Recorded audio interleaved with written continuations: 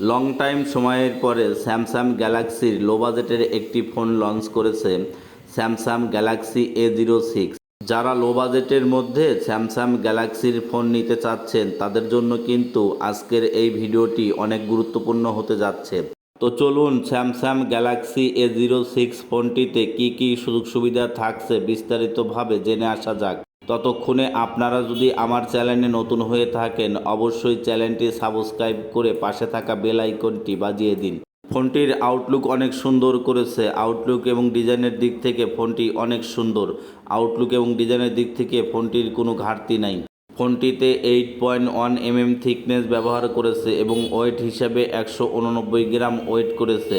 Thickness এবং ওয়েটের দিক থেকে ফোনটি হালকা পাতলা স্লিম করেছে। ফোনটিতে দুটি সিম কার্ড প্লাস মেমোরি কার্ড একসঙ্গে ব্যবহার করা যাবে। দুটি সিম কার্ড প্লাস মেমোরি কার্ড একসঙ্গে ব্যবহার করায় সুযোগ সুবিধাটা অনেক ভালো পাওয়া যাবে। ফোনটিতে 6.7 ইঞ্চির HD প্লাস IPS LCD প্যানেলের ডিসপ্লে ব্যবহার করেছে, যার রেজলিউশন হিসেবে ব্যবহার করেছে 720x1600 রেজলিউশন এবং ডিসপ্লেতে গরিলা গ্লাস প্রোটেকশন ব্যবহার করেছে। গরিলা গ্লাস প্রোটেকশন ব্যবহার করায় ডিসপ্লেটা অনেক শক্তপোক্ত এবং শক্তিশালী হবে। তবে ব্যাক প্যানেলে কিন্তু প্লাস্টিক ব্যবহার করেছে। ফোনটিতে 50 মেগাপিক্সেলের ডুয়েল ক্যামেরা সেটআপ ব্যবহার করেছে, যার মেইন ক্যামেরা হিসেবে 50 মেগাপিক্সেলের ক্যামেরা ব্যবহার করেছে এবং আলট্রা ওয়াইড অ্যাঙ্গেল হিসেবে 2 মেগাপিক্সেল ক্যামেরা ব্যবহার করেছে। মেইন ক্যামেরা 50 মেগাপিক্সেলের অ্যাপাচার ভ্যালু হিসেবে 1.8 ব্যবহার করেছে। 1.8 অ্যাপাচার ভ্যালু ব্যবহার করায় ক্যামেরার কোয়ালিটি সুন্দর হবে। ক্যামেরাতে ছবি ওঠার পরে ছবির যদি ডিটেলসগুলো দেখেন একদম স্বচ্ছ এবং ক্লিয়ার দেখা যাবে এবং ওয়াইড অ্যাঙ্গেল ক্যামেরাতে আপনি 119 ডিগ্রি অ্যাঙ্গেলে ছবি ক্যাপচার করিতে পারিবেন। 119 ডিগ্রি অ্যাঙ্গেলে ছবি ক্যাপচার করায় ক্যামেরার ফ্রেম বড় হবে, আর ক্যামেরার ফ্রেম বড় হলে গ্রুপ ছবি ওঠার সময় কেউ বাদ পড়িবে না। এবং ফোনটি লো বাজেটের হলেও 60 FPS ভিডিও রেকর্ড করা যাবে। 60 FPS ভিডিও রেকর্ড করায় ভিডিওর কোয়ালিটি কখনো খারাপ হবে না, ভিডিওর কোয়ালিটি অনেক সুন্দর হবে। তবে বর্তমান মার্কেট পজিশনে লো বাজেটের মধ্যে খুব কম সংখ্যক ফোন রয়েছে যে ফোনগুলোতে 16 FPS ভিডিও রেকর্ড করা যাবে। ফোনটিতে 5000 mAh ব্যাটারি ব্যবহার করেছে, যা কিনা চার্জ করার জন্য ইনবক্সে 25 ওয়াটের চার্জার দিয়েছে।